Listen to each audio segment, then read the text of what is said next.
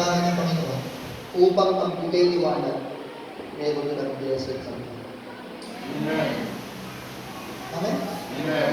Ang point number 1 mula ng mga kapatid, bilang mananampalataya, ikaw ito. Matutunan po natin ang natili sa tamang posisyon.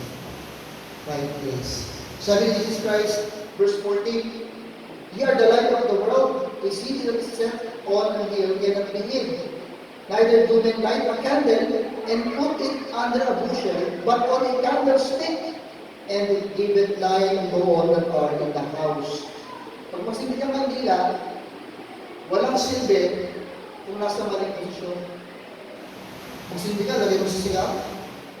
E paano makain kayo sa dining room, wala kayong ilaw?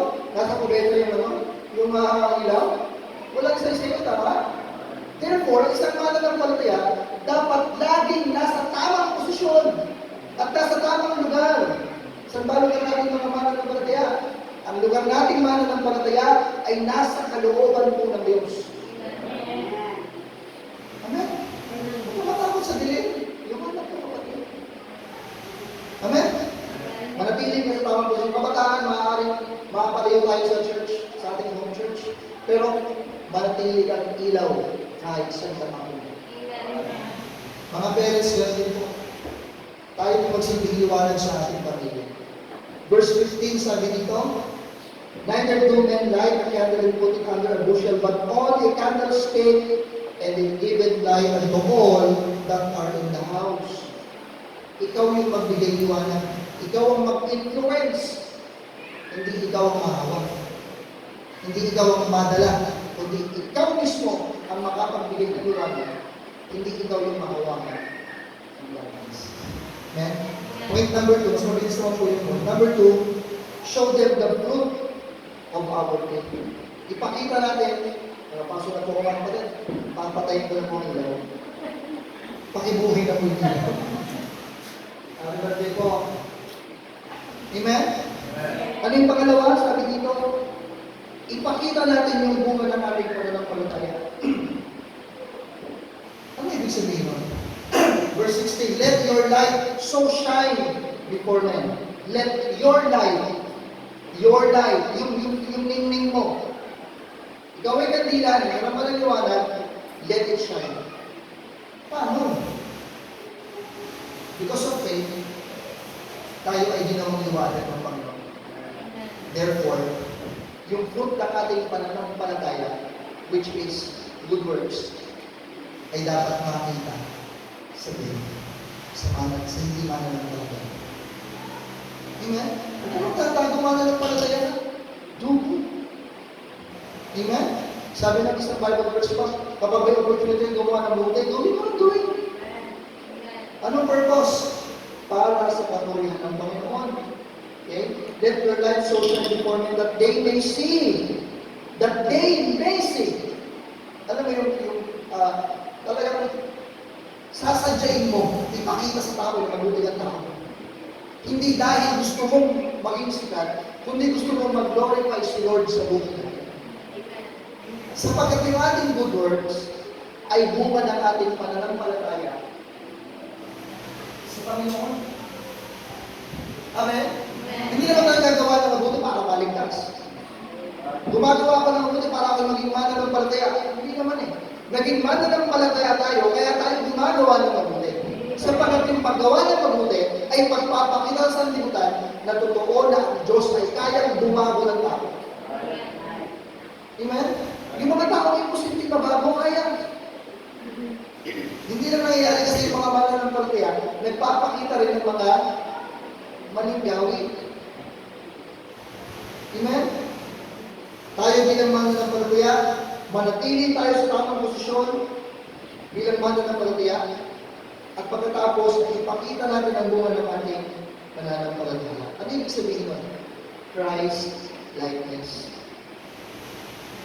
Dapat pag tayo nakita po ng sanlibutan, nakita tayo ng ating mga kapitbahay, ang tingin kayo sa kanila, uy, ikaw ba si Jesus? Amen? Uy, Jesus, nasa ka na? Kapag tumingin sa loob ng Jesus Christ. Amen? The light of the gospel, si Christ, ay nasa iyong buhay. Kaya ba si Peter and John? Inom ng kakamali? Sabi ng mga tao, di ba? Mga tao hindi nag-aral ito. Pero, tiyak ko na kasama nila ang Panginoon. Ignorant din tingin sa kanila, pero sabi ng mga tao, nakasama ito ang Panginoon. Sapagkat nakikita sa buhay nila yung message ng Panginoon. Kapatid, sa katunayan, ikaw at ako bilang mananampalataya, kahit hindi ka paiinit, yung ginagawa pa lang natin, mararamdaman na ng believers na tayo mananampalataya. Hindi mo sila ina-approach. Yung ipapakita mo pa lamang sa Jollibee, nag-pray ka bago kumain. Malalaman nila na mananampalataya. Amen. Yung magbabalik ka ng sobrang 2 piso sukle, mararamdaman na hindi mananampalataya na mananampalataya. Yung ikay matapat, at lagi mo kang bibisalitaan ng Panginoon. Hindi mo pa sila tinuturuan. Pinapractice mo pa rin yung pananampalataya, kapatid. Pinapakilala mo ng gumagawa ng muli. Mag-glorify na ang Panginoon sa iyo. Pangatlo, class. Ang ating motibo sa paglilingkod, sa paggawa ng tama, ay kinakailangan sa kapulihan lamang ng Panginoon. Ba't mo sinadyang magbigay? Ba't mo sinadyang tumulong? Ba't mo sinadyang gumawa ng tama? Sa bakit gusto mo mag-glorify ang Panginoon sa iyong buhay? Sapagkat, sabi ko nga po kanina, kung hindi mo nakilala ang Panginoon sa oras na ito, ano kayang ginagawa mo? Nasaan ka kaya?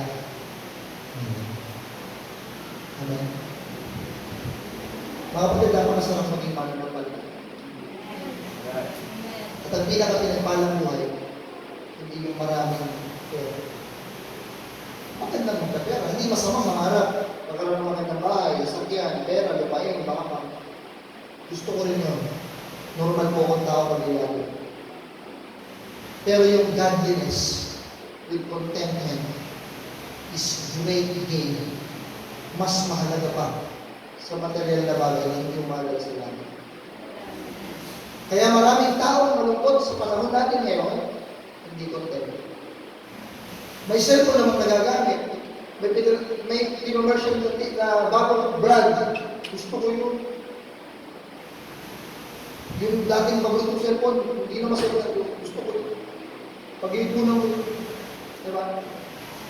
Tapos pag nagkaroon na naman, wow. May bago na naman yun.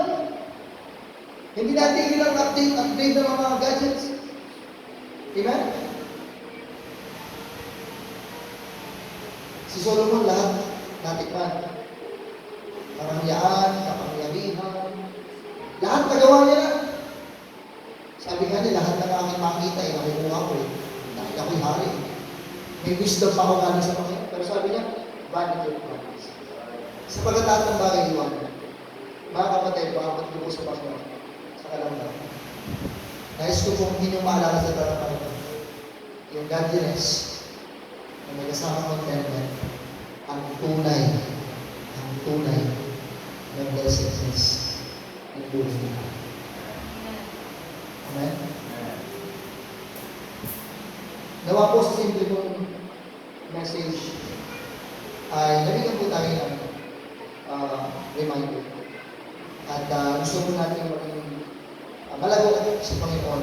Nawa, yung ating iwanan na ating hirap sa Panginoon, ipagmamalaki natin. Hindi dahil tayo ang may iwanan, kundi dahil pinahirap tayo ng Panginoon. At yung iwanan na yun ang naging dahilan upang magkaroon tayo ng pakinabang at maranasan natin yung mga bagay na hindi natin naranasan nung tayo hindi pa naman ng Panginoon. Purihin ko ang Diyos kasi.